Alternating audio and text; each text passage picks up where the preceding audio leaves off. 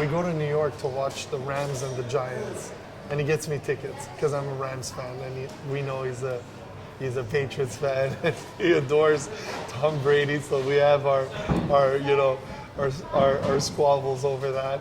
And so we go watch the Rams and the Giants, and we're in New York. And then it's like, okay, game over. That was amazing. It was back in the days of the greatest show on turf. I think it must have been 2005 or something like that, around that, And we go to this restaurant. My friend tells me, you gotta go to this restaurant. The restaurant's called Esquina. It's still open, still very successful, still super happening and whatever. But back then it had just opened. So we go to Esquina, me and Marc, and get to the door, and the guy's not letting us in, He's like, no, guys, you have no idea. There's a private party. It's impossible for you guys to get in. And like, you tell us that, and we want to get in even more, right?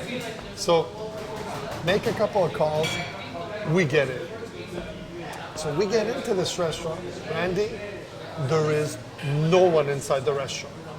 The restaurant's empty. I'm like, are you kidding me? The guy did this, and there's no one in here.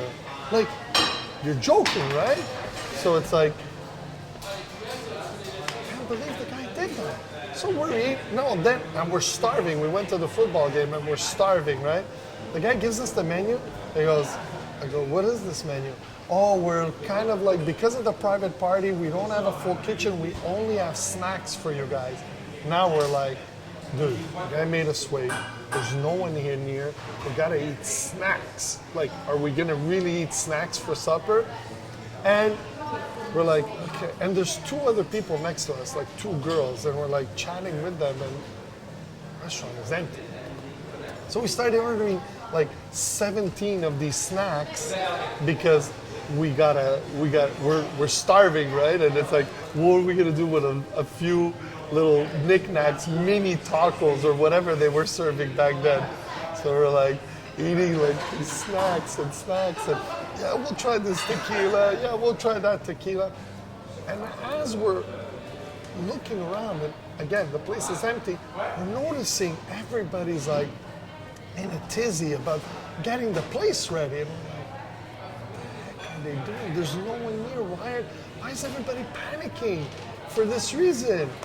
And then we're like, okay, you know what? Let's blow this joint. Honestly, what are we doing here? Get the bill, pay, we're out of here. This is like, they took us for a ride, right? Go outside, and we're waiting for a cab in the street in New York.